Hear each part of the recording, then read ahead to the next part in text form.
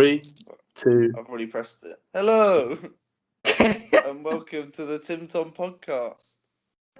Today is a special episode where we'll be debuting one of Tom Hayes' brainchild. So would you like to explain what's going on today? Okay, so we noticed it was another quiet week, all right? It's the beginning of the year. It's to be expected. Yeah, it's January. You know, nothing's happening besides it's snowing, and people are desperately trying to go to their gym, and they hate it.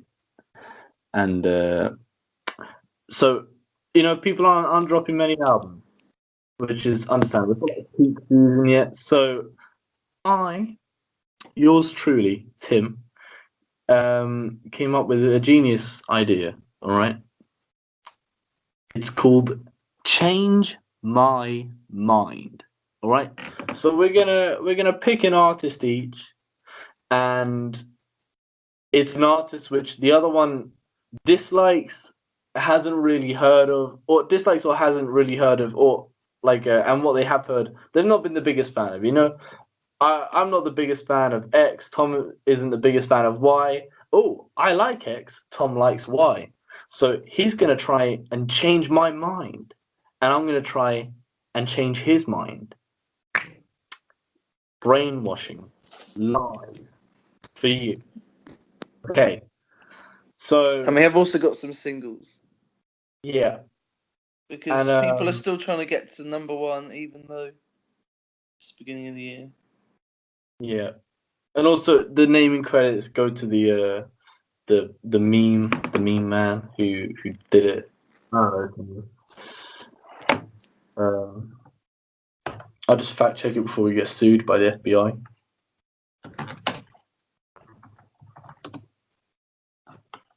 Yeah, it is Steven Crowder, isn't it? Yeah. Yeah. Hey. Okay, so I will be telling you why you should listen to the greatest girl band of all time, Destiny's Child. Mm-hmm. And I will be telling Tom why he should lend his ear to the prolific and constantly present British rock band Radiohead. They're British? Yeah, they come from Oxford. They all went to a public school there. They were called On a Friday originally, and then they changed the name to Radiohead when they got a record deal, I'm pretty sure. If Wikipedia serves me correct. Yeah. Okay, Tom's going to start with Destiny's Child, and I will intently listen. So they're a Houston girl group that were formed in 1997. Mm-hmm. Members Kelly Rowland, Beyonce, Lativa, and Latoya. I can't remember their surnames off the top of my head. That's perfectly fine. But they were previously, in 1990, a girl group called, or a child group called Girls Time, and they did loads of pageants and stuff. Mm-hmm. And won every now and then. And they were managed by Beyonce's dad. Was he like a real manager at the time, or was it Matthew Knowles? I've no idea. I don't think he managed any other people. Yeah. But he did a fairly good job with them. They got out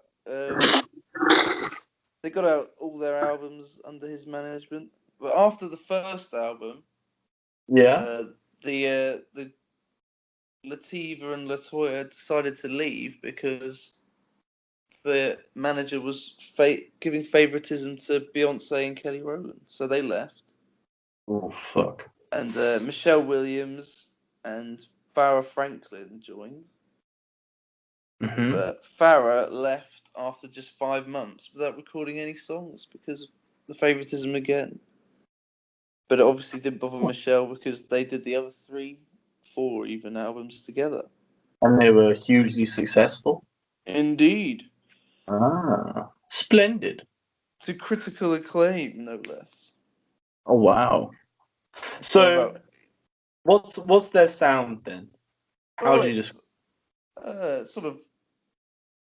So they got a slightly varied sound. They got some sexier R&B cuts. They got some more fun party songs. They got a little range to keep the albums a bit interesting, at least. Yeah. But they're definitely mean, a singles group.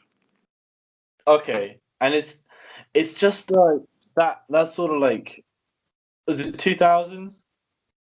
90s, late 90s, early 2000s. Yeah, it's like I'm just not the biggest fan of that time's R&B. Like, how would you sell it to me if you're gonna change my mind? Well, they had some very fun songs like on their debut, which was self-titled. Their main big singles were No No No Part 2, although they had Part 1 on the album as well. And Okay. Part 2 was so big because it was redone by Wyclef Jean, who put a fantastic bass line on it. He had a verse, and Praz from... God, have I forgotten the name? That's all right, Tom. No, it's not alright. The Fugees Oh fuck. Okay. were on here. No Lauryn Hill, though, unfortunately. And then With Me, which also had a part 1 and a part 2, but on this occasion, the original was the more popular one. But Right. for me, my favourites were definitely No No No Part 2, because that bass line is incredible. It's just so funky. Without Me Part 2. Now, this remix was done by another big name, Master P. He Uh-huh. he flipped it. He did put a terrible verse of his own on it, though, which did make the song not amazing, but... And also the song Illusions I really like. But there weren't... This was a sort of a decent debut album with some quality, but I think the deep cuts weren't amazing. But Yeah. Jermaine Dupri also did a fair bit of this album. He's another big hip hop name, but wasn't so big at the time. Okay. But he discovered Criss Cross, I don't know. Jump Around, No. the boy two kids. No. No. Well, anyway, so they did that, and then 1 year later they made Writings on the Wall, which was a massive album. Okay. It had Say My Name on it, Jumping Jumping, Bills Bills Bills, all massive still to this day for Destiny's Child fans. And it was a bit of it had a sort of concept running through it. The intro was a bit fake deep. It had like this sort of mafia movie style intro. But then Yeah. afterwards, at the end of every song, they all said like, "Thou shalt pay bills," to make it sound all gospely. And Yeah. then they went into Bills, Bills, Bills. Oh, that's Uh, pretty. so it was, Pretty. yeah. I mean, it kept the tracks quite fun. Yeah. But So, as I say, the intro was a bit cancer. Sorry, carry on. That's just like as you said, like a light-hearted poppy like party thing. Like it's never gonna get you down listening to them, Yeah, right? but it did have Kelly Rowland putting on a fake Italian mobster accent. But I mean, I guess it just adds to whatever campy charm there's there. I suppose. I But mean, I can it see it had a bit. some other jams that I really liked.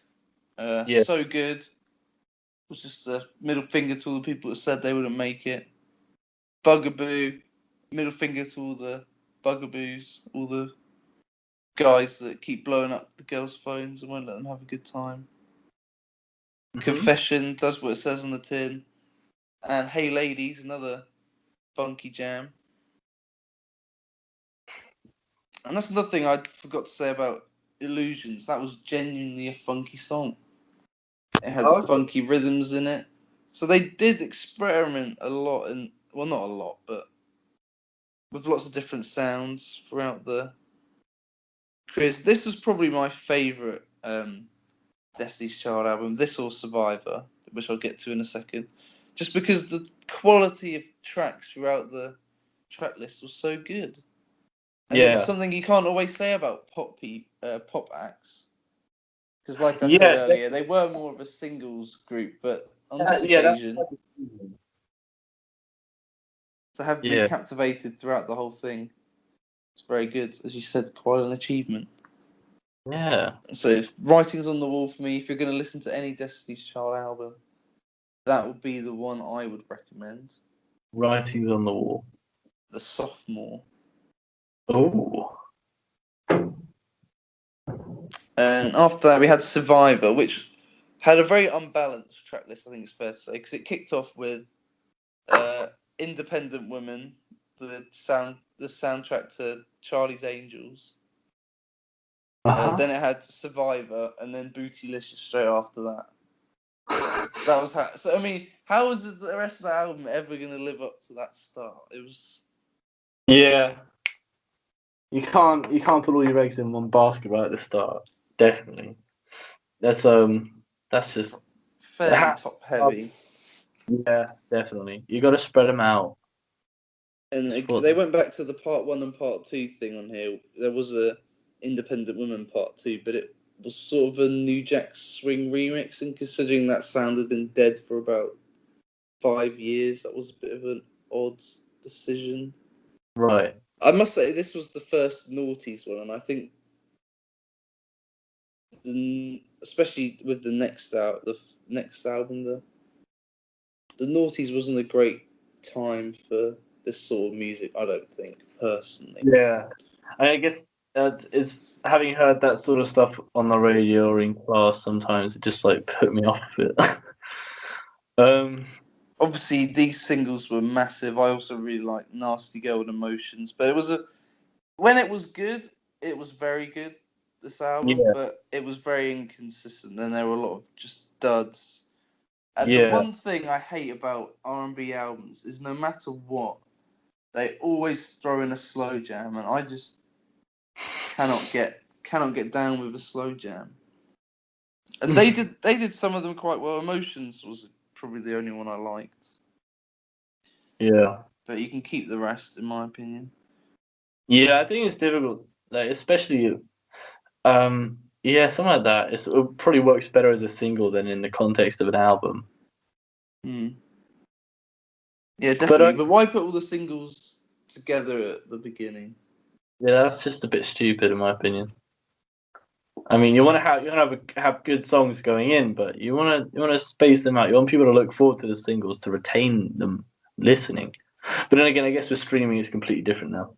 And so, discluding the Christmas album, which I'll get to in a second. Christmas album.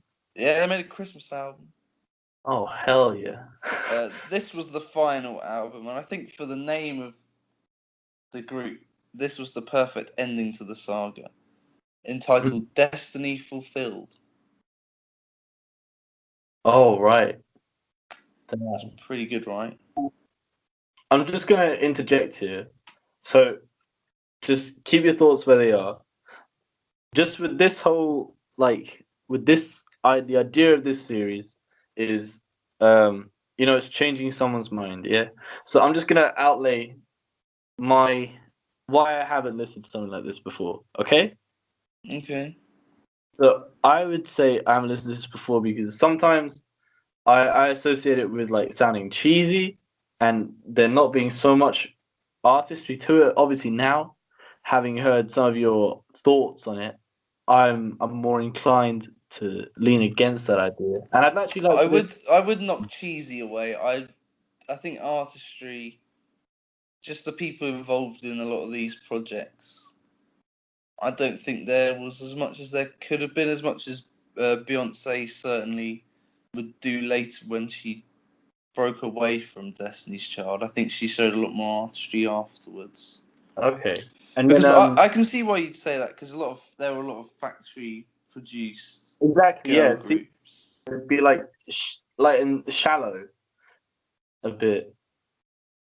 But Yeah. even, like if there is a charm to that, which I haven't experienced yet, then yeah, I'd like to listen to it. But yeah, continue. So I was just trying to get like the sort of thesis statement of this whole like series out like more clear, just in case the listeners weren't on the same page as us. Right? Okay. Destiny Fulfilled. Still a good Yeah. name for the final piece of the puzzle, in my opinion. Yeah, And definitely. again, for the second album running, they put the singles as the first 3 songs. Lose My Breath, Soldier, and Cater to You. But I'm gonna bat away the second and third one because I think Soldier was only big because T.I. and Lil Wayne were on it. Okay. And Cater to You was a slow jam that I didn't really like. I don't get it. How does the slow jam become like a big hit? I don't get that. Some people like to grind, I guess. Yeah. Ain't nothing wrong with a bumper grind, I guess. Damn right, R. Kelly. Just not But when you're making. Lose My Breath is a great song. Is She the Reason? T-shirt. Girl, which wasn't a big single, but it got remixed. It got made into a dance song Really? years ago. Yeah, and that's where I heard it first. And so then to hear the original. And although it was well produced, Ninth Wonder did that. Thank you very much, Ninth Wonder. And Free as well, which I liked. But yeah, it was chopped up. It was a mixture of this song and The Boy Is Mine, the Monica and Brandy song. Yeah. I mean, it was quite fun, but I prefer the originals as they are. This was an interesting album because the singing was probably the best that it had ever been for the 3 of them. But the production was quite low, and when I listened to it, I wasn't really sure why until I looked at the credits and found that Beyonce handled most of it herself. Right. Which she hadn't done before or since, which I thought was a bit weird. Although Ninth Wonder did do a couple songs, who's a reputable name. So yeah, again, this one, when it was good, it was very good. And it was the shortest album of all of them. But just a couple slow jams that didn't really stick with me personally. Maybe if you're more into slow jams, this would probably be your favourite album of the lot. Yeah. And just to round it up quickly, put a little bow on it, they did make a short Christmas album called The 8 Days of Christmas. The hit song was a song of the same title. It was sort of a more for the African American Christmas.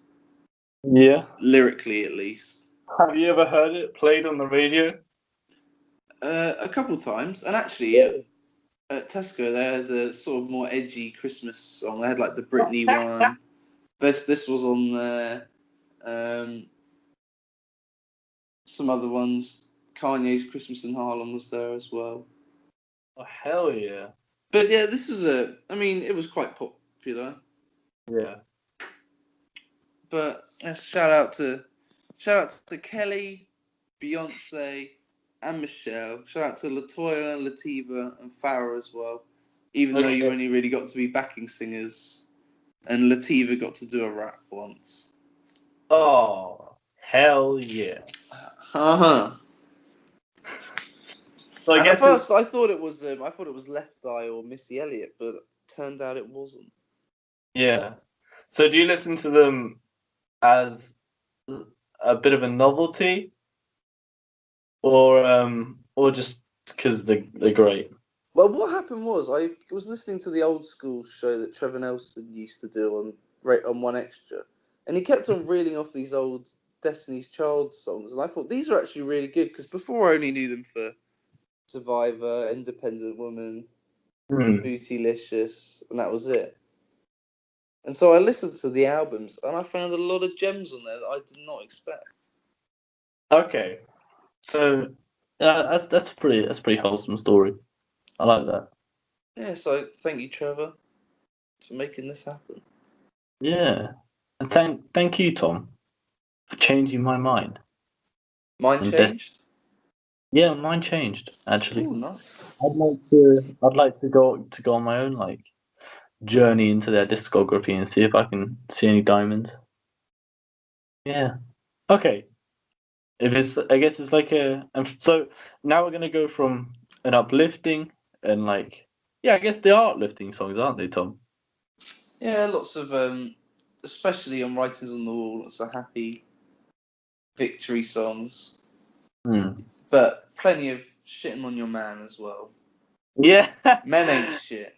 Especially Bills. Beyonce finds herself with a man that keeps stealing her car and using up all her petrol, making calls on her phone. Just a scrub, basically. They keep ending up with scrubs. Oh, girl Kelly ends up with a scrub as well. It's just God damn. I know, man. Famous rise up. It's just so relatable. I keep ending up with scrubs as well. But sorry, do continue. So we're gonna transfer a pretty sharp tonal shift here. It's gonna take place. So strap your seatbelts in, all right? It's gonna be a bit of a rough ride because we're going from them to Radiohead, all right? Now. Sorry, should I start off by saying why I've never listened to Radiohead? I will ask you that in a. Oh, okay. I'm just gonna intro them a bit, all right? So, as you know, Radiohead, as you now know, Tom, Radiohead are an English rock band, all right? They've been fair, like pretty damn prolific. They've got like 9 studio albums, and each one of them is unique. Well, okay, 8 studio albums because I'm never listening to Pablo Honey. I listen to a few songs and I just don't want to listen to it. All right, it's shit. I'm pretty sure. I've heard it's got some jams. I hope not. I might listen to it one day, but I hope I die before that day comes. So each of their albums is wholly unique, and they're a really unique rock band. They're not like any other rock band. They're like here on the Wikipedia page. It says like the genres are like art rock, alternative rock, electronica, experimental rock, and it's exactly true. Like with every album, you're gonna get a different bunch of things. Some of the albums are more rocky, and I guess more um, I'd say like traditionally rocky or uh, not necessarily easy listening, but if you were to compare the Bends to Kid A, which both followed each other, I mean that's just like a textbook example. The Bends is this more acoustic more acoustic album with songs like High and Dry in it. They're good songs. They're really good songs, but they're more like sort of the music of the time, like that sort of rock with acoustic guitars and stuff. Whereas Kid A it starts off with electronica on everything in its right place. There's further electronic songs in it, like Idiotech, which is one of my personal favorites. It was a toss up between Kid A and In Rainbows for me to do this intro to Radiohead with. And I've chosen In Rainbows, but so it's a different thing you get with every single album, right? And they've been dropping albums since. You're right, Tom. Yeah, I'm just turning my heat down. Don't mind me. All right, they've been dropping albums since 1992, and they're comprised like Tom York, Johnny Greenwood, and Colin Greenwood, and Ed O'Brien and Philip Selway, and like Tom York and Johnny Greenwood have been around a bit. Like Tom York recently did the Suspiria soundtrack, which is really good, and Johnny Greenwood has done several soundtracks to some of my favorite films, namely we talked about Heaven and There Will Be Blood, and so they're all like Johnny Greenwood's classically trained, and it's just this real amalgamation of like raw talent here because. They work to it's not just songs that they create, it's at times it's these like really atmospheric like soundscapes that they're able to do, and with lyrics and which dabble in which lyrics which are heavily like existential and like explorative, and I think um it's really interesting how they're able to have those things even in some of their hit songs. So it's genuine artistry on display on every single album, and it's wholly unique and always excellently produced. All right, so Even on I'm gonna. Pablo Honey.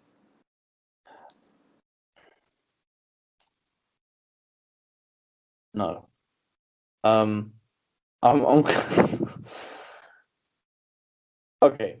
I'm intrigued as to how he got here if it's such a rocky start. Okay. So I mean Pablo Honey was well received at the time. It's just compared with what they've done now. Pablo Honey was, as far as I know, it's this pretty like rocky punky album. It's really 90s. It's like very dated. There's songs like Okay.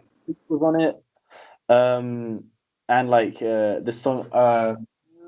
One sec. Anyone can play guitar. I'm pretty sure. And if you watch the MTV live performance, like, oh god, Tom York's like screaming into the camera, and he dives into this pool, which is completely unscripted. It's a bit cringe compared to how they are now. I mean, obviously they're like what 30 years older now, but I think even then it's a bit much. So they hadn't Like, found their sound at that.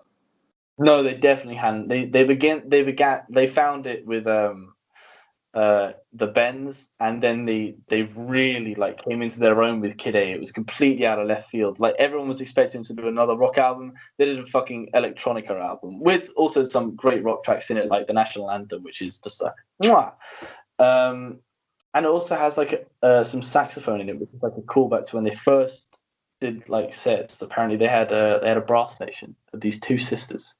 But at their core, like Radiohead is this experimental group, and it's this experimental um, uh, artistic group. And I really think I only started listening to them 2 years ago, and last year I listened to their whole discography of like their studio albums. And I mean, there are some which I prefer more than others, but there's not a single album which I dislike, excluding Pablo Honey, because I haven't listened to it yet. That's all. And I'm gonna try and convince you to listen to In Rainbows now. All right, but first, why don't you want to listen to Radiohead, Tom?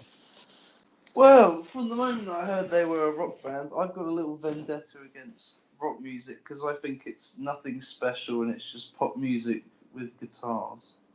Yeah, And I can. so I'm like, why am I going to waste my time listening to this? And is that also because of how popular they are? You assume they're going to be poppy, I guess, and shallow. Um, well, there's that. I do like I like funk rock and I like psych rock, but that's entirely different. Yeah, To like even sort of more stuff that everyone's just like, oh my god, this is so good, and it's just like pop well, I music mean, with guitars. no, if it's something like Fold or like even. I mean, I like Kings of Leon, but even like Kings of Leon, you know, where it's just like the Kings of same. Leon is the exact example I was trying to think of. Yeah, you Thank know, you. um, Radiohead are like the complete antithesis to Kings of Leon.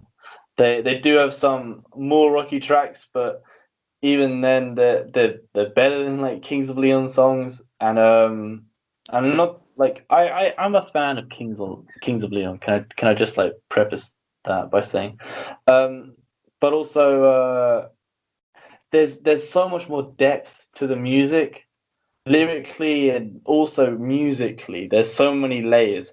Frequently there's a there's use of not only multiple instruments, multiple genres. Like some songs make even like cross genres and stuff. It's really interesting. They And sucked at Reading last year. no, I'm not talking about Kings of Leon. I'm talking about Oh, Radiohead. um, well, you and didn't give me a chance to throw that in earlier. oh, sorry. And okay, I'll get stuck into it. The real like cool point is that there's a real like tangible vulnerability and openness in every single one of the songs, and like especially on In Rainbows, in my opinion, and that's why I really love this album. It's it's one of the easiest to get into. It's not as not that their albums are difficult to get into, but certain albums like a Moon-Shaped Pool is one for like the more seasoned listener. You know what to expect. It's a lot more. It's a lot darker in tone and a bit. And it like meditates a bit more on uh like uh just like life and existentialism to an extent. It's they can be like pretty depressing at times, uh, with certain songs, and I mean even like Tom York, there was one song he came back like on a spur of the moment to record these verses redone, and like he broke down afterwards. The people really genuinely love this music that they're creating, and that's exactly what they did with like Kid A. They just totally changed their direction deliberately to like retake control of it because they wanted to be proud of what they're producing. They're anything but a shallow like rock band. Okay, so In Rainbows. It is it's 2007. And you know what's an interesting fact, Tom? Do go on. It was released in on like a revolutionary, like experimental, pay what you want method. All right, and the majority. Guess what the average price was that people paid. So it was like a £10. £2.99, Oh, okay. and 60% of fans didn't pay anything. They just downloaded it because they could. But I mean, it's it's it's uh it's sort of criminal because this is one of my favorite albums, and it's one of the best albums in my opinion. Okay, so it So starts putting off. out albums for free, having albums that you need to have listened to a few to get into. It's all sounding very Death Grips at the moment. That's it's sort of that.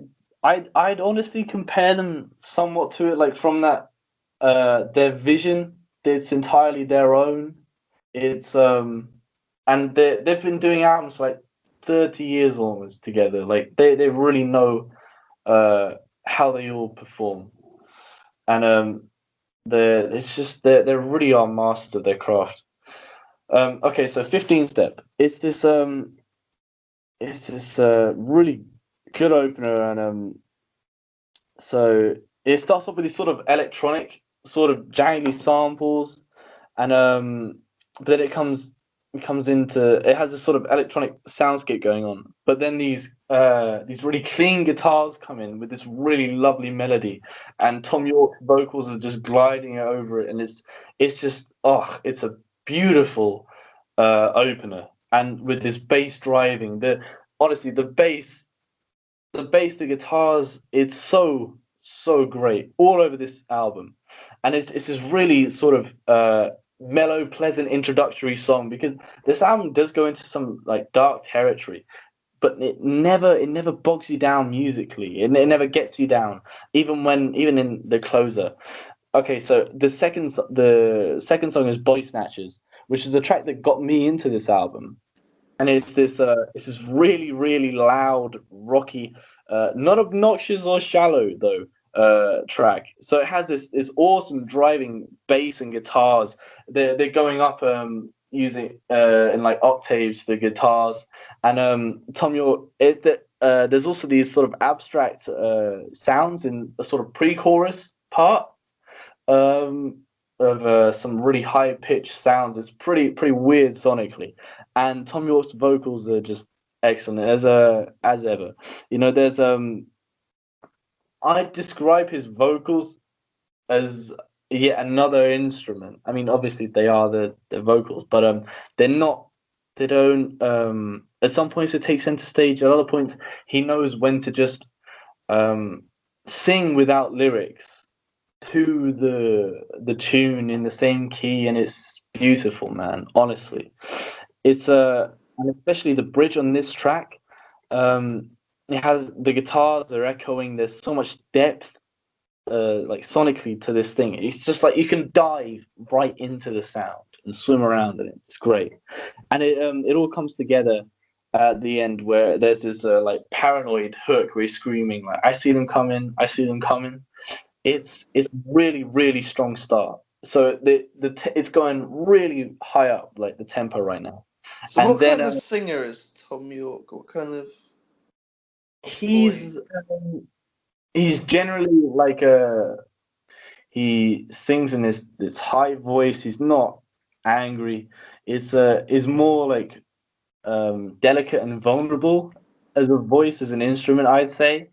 He's able to his voice perfectly complements the tone that they're trying to go for, and on tracks he's able to just like flow over in the same key. Like it's I'm not doing it justice necessarily. It's it's something special. It's like no other voice I've heard though, and it works so well with the rest of the band. He is like the front man of the band, and but he doesn't. He's not the sole. He's able to be the front man and also um, be another part of the music, which is as important as the rest of it. It doesn't detract from it, you know. Does that make sense, Tom? Yep. So, whereas with a band like I guess Kings of Leon, the vocals are like the focus, or the guitars are the focus. Although in some Radiohead songs there may be a greater focus on the vocals never detract from the other elements of the sound. It's perfectly complementary, I'd say. It's like another instrument. So then the tempo of the album it goes down like pretty sharply with Nude, which is this um it's this really really sweet track. It has these it has it's the first song which features strings on this album, and strings are featured quite prominently in it. Which you'll be surprised to hear because oh, they're a rock band, but they're using like orchestral strings. What the hell? And but it works. As I said, they're able to incorporate all of these wider elements which you wouldn't normally associate with rock, and it works like just perfectly. They're able to incorporate electronica, orchestra, like atmospheric sound as well. It's really interesting. It has this. It's sort of melancholic and beautiful, which is how I guess I'd describe them as a whole. But so on this track, Nude, the bass is really, really clean, and it has these really relaxed guitars and strings. It's it's more of like a spectacle than like a band, but it's this really excellent use of it's these additional instrumentation. Nude is like it's taking it down a bit, and there's the whole like idea behind the song is like the first part of the song where it's I mean 15 Step was about sort of making progress and then it coming back to square one constantly, like the lyrical motif is like getting reeled back in, I think. And here it used to be called Don't Get Big Ideas, the song that was a working title. So there's like lyrics like, "They don't get any big ideas, they're not going to happen. You go to hell for what your dirty mind is thinking." And it's followed by this. That's the outro, and it's or the final like, verse, and it's followed by this really really nice instrumentation, where the singing is just following along with it. He's not singing any words; he's just singing the correct notes, and it's followed by Weird Fish's arpeggi, which Melon constantly he said it like 5 times in a video. Weird flashes. Don't know how that happened. Weird Fishes is my favorite track on this album, and it's one of my favorite Radiohead tracks in general. Just because it's able to I don't know. It always makes me feel emotional hearing it. It's so the drums in it they're really they almost sound mechanical. They're able to hit like the same tempo, just really pretty fast tempo every single time. It's like dun dun dun dun dun dun, and it's almost mechanical.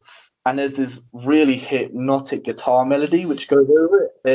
They have 3 guitarists, including Tom York, but the Johnny Greenwood and I think Philip Selway is the other one.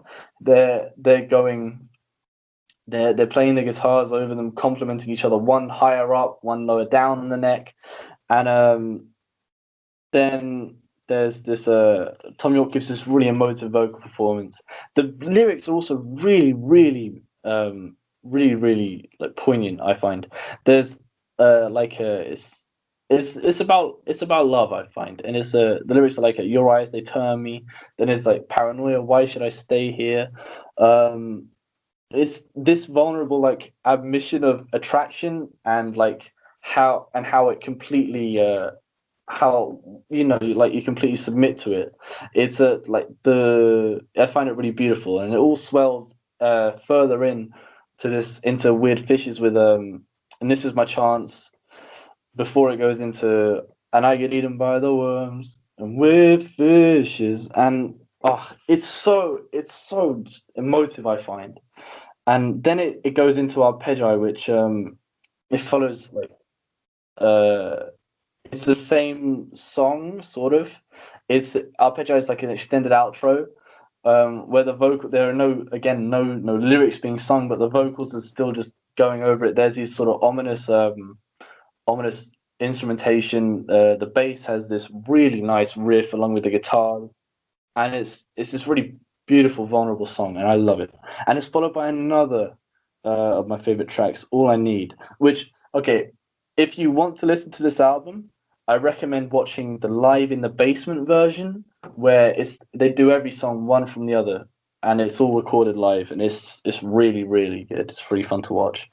Um, so all I need it starts off with this like synth and drum beat, and then a synth bass beat, which is pretty like a meaty beat, a meaty synth bass.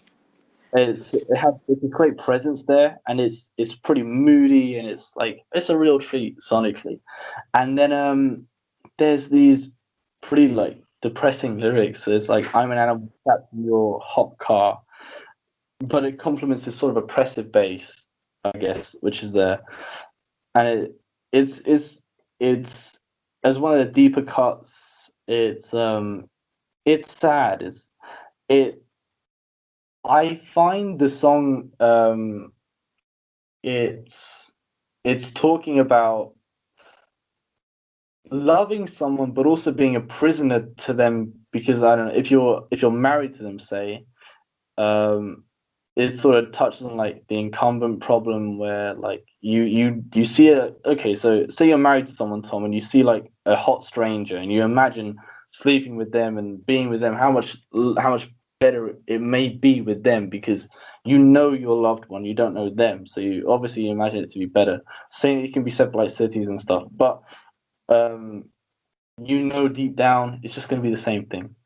And so in the lyrics, it's the outro is like Tom York's like playing the piano with a lot more vigor and almost desperation in his voice. He's saying, as he's like, the outro is like, it's all wrong, it's all right. It's it's these sorts of like it's this vulnerability that I really am a big fan of in their work. At least, definitely on this album. Um, so then there's like I wasn't the biggest fan of this, but it's still a good song. It has this great acoustic guitar and strings, and according to Genius, it's sort of about detachment from like self. There's like the fingering on the guitar is pretty repetitive, and then there's a lyrics about it's on again, off again. I guess that's like you're just looking at your days, you're doing the same repetitive thing every single day, and that's it. It's touching on like what is like the purpose of doing that thing.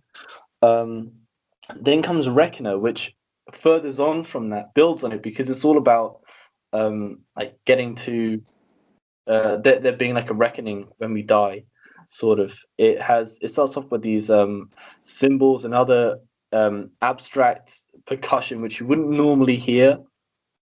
Not necessarily, no, not abstract, like more obscure percussion. It's not drums, it's like a random shakers and stuff.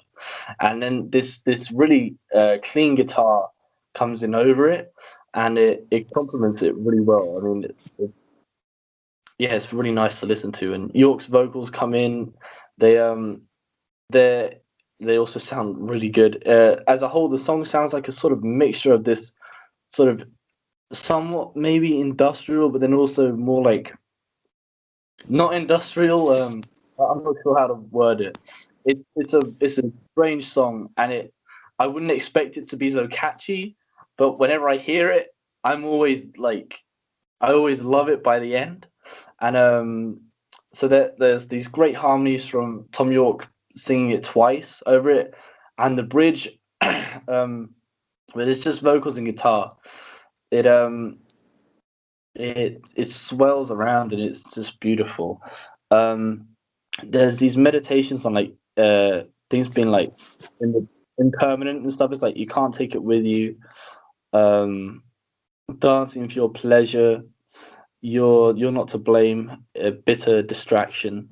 It's sort of it's basically this guy on Genius said like it's all about how at the end of when it comes to your reckoning like really nothing really matters. um, then You is good? how yeah, I'm alright. I just got a bit of a dry throat. Um, then comes House of Cards, and we're in like the later part of the album. I think there's only two more songs after this, um, which is like it's really, really, really remarkable in my opinion. It's whenever I hear it, the previous times I've wanted this to be the closer, but I can see why the other one's the closer now, having read into it.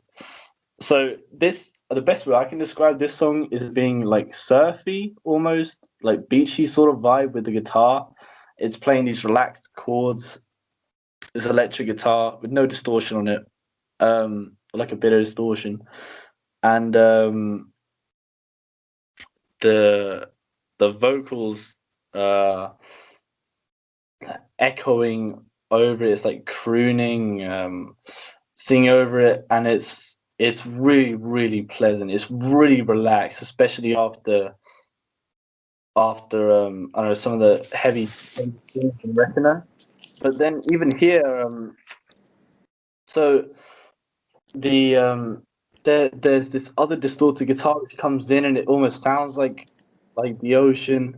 I find is really beautiful and it further like meditates on impermanence of things and it's like forget about your house of cards and I'll do mine as the chorus.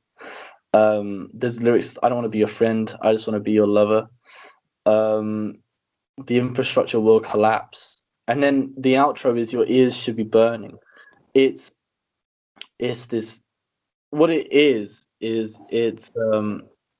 it's essentially about like a marriage which is falling apart and someone wanting to be with that person in that broken marriage who is in denial, and how that it's a house of cards about to fall down, and how he wants them just to be he wants to be honest with her about what he wants, and he wants her to be honest with her husband about what she wants, and it's pretty like pretty sad really. But it's in this like I guess it's in this like really really nice but not necessarily like it's pleasant to listen to, but it's not upbeat. This song, but it's one of my favorites. It's again, it's so pleasant, really calming. It's then it's followed by Jigsaw falling into place, which sort of things come back into it. The tension of the album's going up a bit, the tempo, and it's the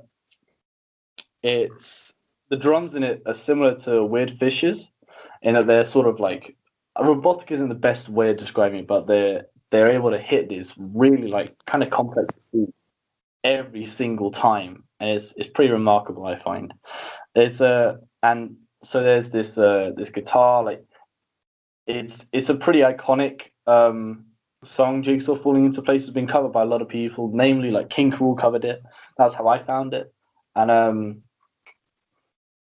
so it has these acoustic guitars and bass and drums, and it all increases in intensity towards the end to this bridge where there's which has great guitar and this resolution of this chord progression in it, and uh, lyrics. Um, so it turns out this song was about many drunken nights that the band had while they were in Oxford when they were younger. And I guess it's sort of retrospective on that, which makes sense because the next song is all about a retrospective on one's own life, and it makes sense. Like the music tells the story as it grows and grows in intensity as they drink more and more and more and get more out of control. Um, it's really interesting. And then there's Videotape, which is the closer, which is this um, sad but beautiful track. It has this piano with this sustain on it, playing these melancholic chords and this vulnerable vocal delivery and this higher pitch. And it's the opening lyrics is like when I'm at the pearly gates, this will be my videotape. And it's all about having to watch, I guess, certain actions or your life when you die, having to rewatch it. Um, and So namely, like I guess those nights which were just in jigsaw falling into place. Um, there's this lyric of like, "This is my way of saying goodbye. Can't do it face to face." And then there's this pretty haunting outro. Like the final lyrics are, um, "Today has been the most perfect day I've ever seen." And then the vocals sort of trail off and the drums, and it's just this the piano, I'm pretty sure, coming to a close with this again like this melancholic echoing like piano, and it's really really really something. It's my favorite Radiohead album, and having like looked at some of the lyrical analysis, like analysis of the lyrics, and this time ahead of the podcast, I've really grown a new I've grown a new appreciation for it. And in my opinion, it's a perfect album. It's the production is like amazing in it. It's created this really cohesive artistic endeavor, and which has enriched my life. And I hope if you listen to it, it'll enrich yours. And in my opinion, that's the purpose of all good music. However, it should enrich one's life. And it's a 10 out of 10. But yeah, go listen to it, man. It's really really something, and it's their most. I think it's one of the most it's one of the most accessible albums. Not that any of them are like inaccessible, but like it's got some it's got some of the best songs on it. And it kind of annoys me that none of the songs on this are on like the most listened to on a Spotify, and Creep still is, which they hate. And apparently Johnny Greenwood tried to ruin Creep while they were making it, but what he did turn into this really like iconic bit of the song. It's not a bad song, but they have far better songs which tackle much like headier themes, and I really wish people would appreciate those more. Okay, what are your thoughts, Tom? Well, after hearing you wax lyrical for about half an hour about this album, My bad. how could I not be intrigued? Oh, there we go. Would you say I've changed your mind? Well, you've changed my mind from the fact that I was going to avoid them completely, so I guess, yeah. Success. Okay. But the only people that can truly change my mind is the work itself, I guess. Yeah. Give me your thoughts on it. All right. When you do listen to it, and if any of our listeners have listened to either of these albums before, or either of these artists, like please do feel free to drop any comments below, telling us your thoughts on it. It'd be enlightening. I'm interested. Okay. All right. Let's go on to the singles now. Yeah, no Let's- good albums, but there was plenty of singles to pick from this week. yeah, spoiled for singles. But there's two of Tom's choosing, one of my choosing, and they are "Got Muscle" by Gold Link, "Don't Trip" by Zachary, and "Morning in America" by Durand Jones and the Indications. Okay. Got Muscle? got muscle, got muscle, got muscle, got muscle. Fuck. I got muscle. I mean, I don't have muscle. I wish I had muscle. This song makes me want to get muscle. It's got this pretty like peculiar piano sample, don't you think? Yeah, I was gonna say this is DC rapper Gold Links. It's the rollout, I believe, for his 4th album. Although we haven't heard anything, he just randomly said new music on Friday, and I was like, ooh. We hadn't heard from him for a good year. Yeah. It's got Pee Wee Longway and Wave IQ, although I'm guessing Wave IQ must have been the one saying got muscle all those times. So yeah, as you mentioned, it's a sort of a sad piano. Yeah, that's what I was thinking. Yeah, it's pretty interesting. And then it's just like the bass is there, but it's in regards to like other like trap songs, it's pretty subtle. Even by sub bass, this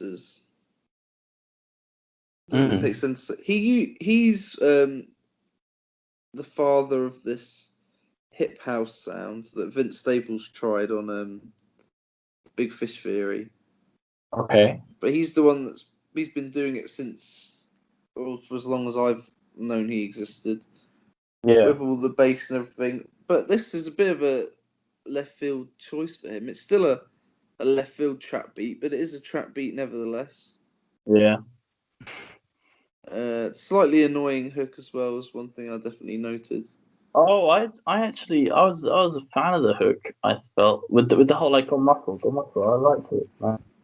I don't know. It was grating on me at the start, but I think I grew to like it a bit more. Yeah, I think it's the same with me, to be honest. Really like. Sorry.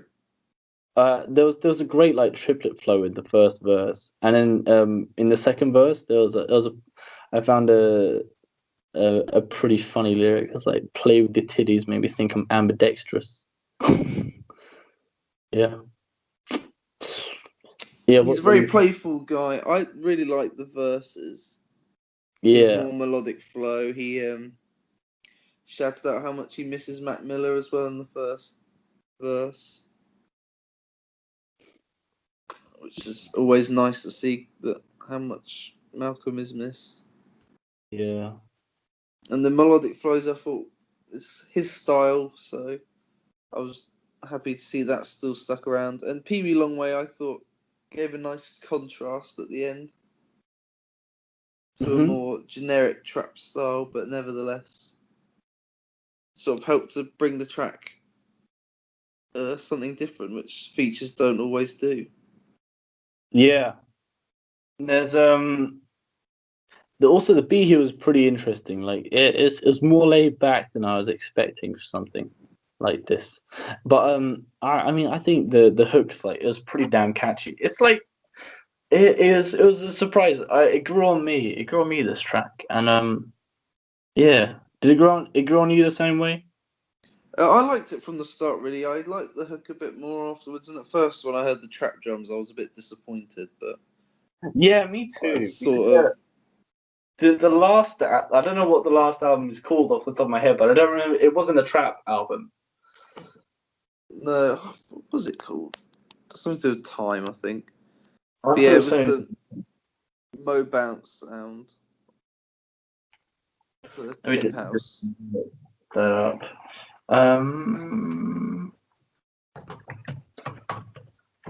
At what cost? Nothing to do with time. Something to do with money, though. Okay. And yes, it was a stray, so it did upset me at first, the trap drums, and it had a really basic hook, but all of it did grow on me a bit, especially as it was nothing like any trap beats I've heard before. Yeah. Okay, and with that, but I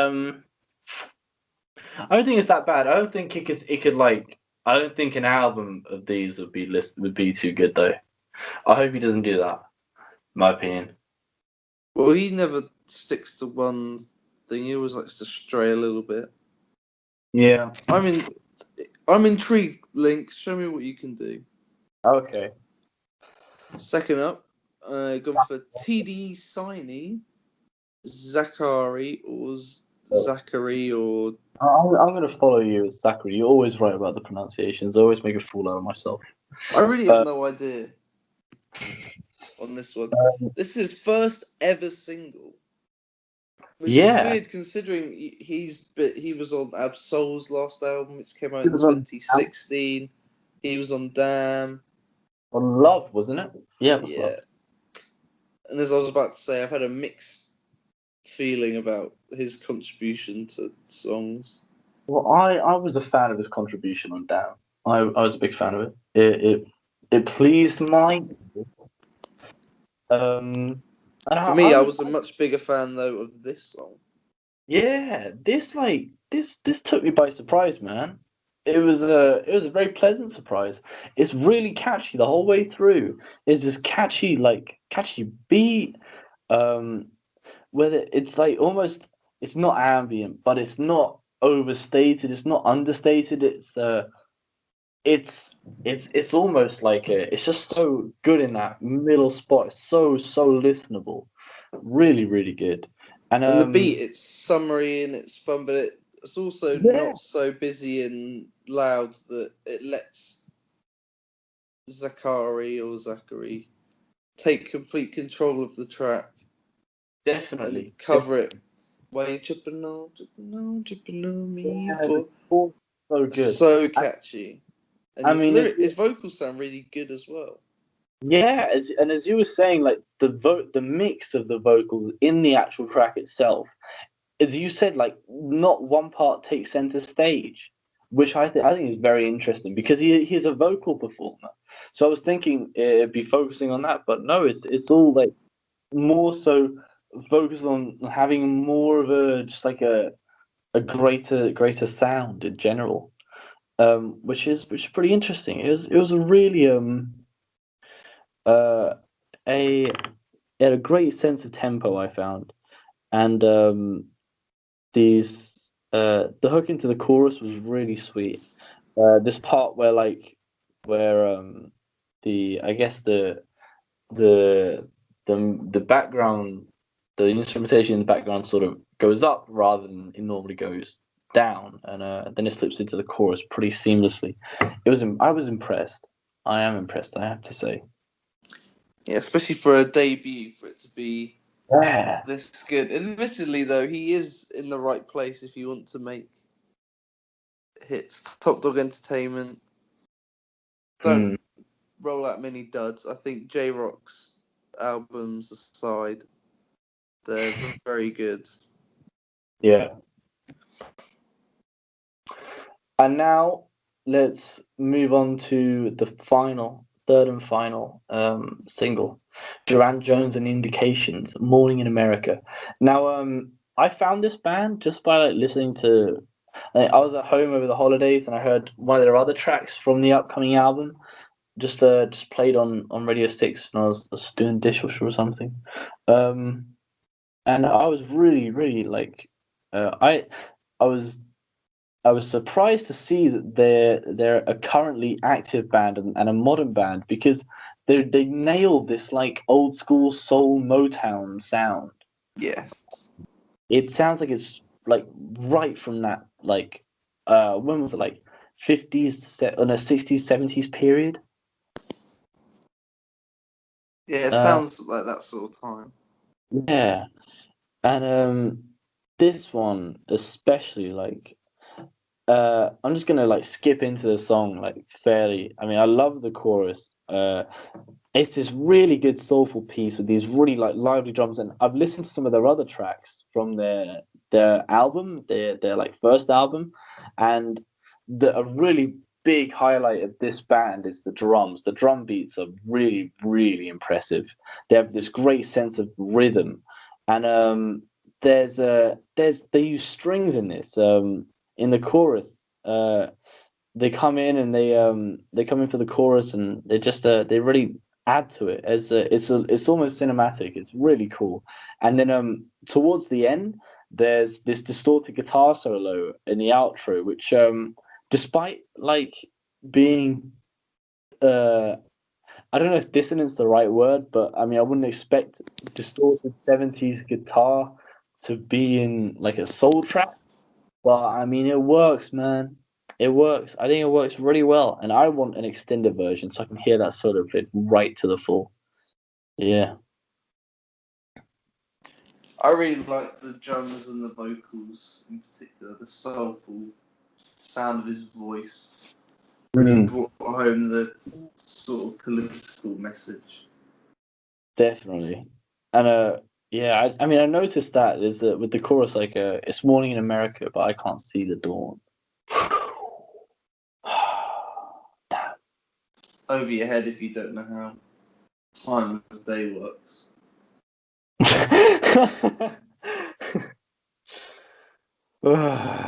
Yeah, I guess they should have accounted for that select minority. No, or potentially a great majority.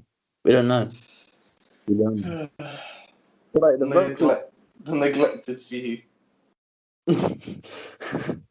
the the great few. You need to separate the great few from the lesser many, like a Pareto diagram. I thought his vocal delivery on here, like his vocals sound like pretty rough. Not, I don't know if rough or gravelly is the right way. They just sound like lived-in vocals. They're not like they're not pristine. They're pretty. Yeah, but I thought that's what the track needed more than Yeah, some definitely. beautifully mixed, synced vocals. Yeah, it is pretty dope, man. And I'm pretty stoked for the album. When is it coming out? Do you have any idea? No, I don't know. But if more singles are dropped, then we'll be sure to try and feature them. Okay, and I think that's it. I have a feeling this is the longer episode, and I apologize for talking so long about In Rainbows. But I do hope you got something from it, Tom. I certainly got something from your exploration of the discography of Destiny's Child, and I'm going to listen to the writings on the wall. And I I'll hope listen to In Rainbows and Pablo Honey. I almost said a nasty word there. It's just a gut reaction. I think actually I should listen to it just so I can I'll bite the bullet so I can make proper opinions on it rather than just from 2 songs. But I just don't think it's going to be a very fulfilling listen. That's all. Okay, we hope you enjoyed it.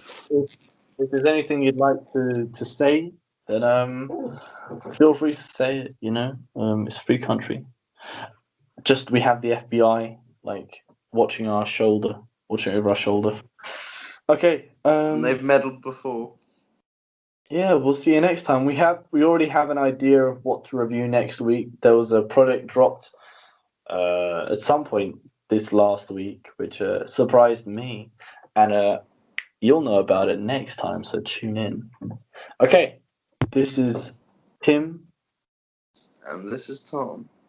and we were the TimTom podcast. We hope you enjoyed. We'll see you next time. Ciao.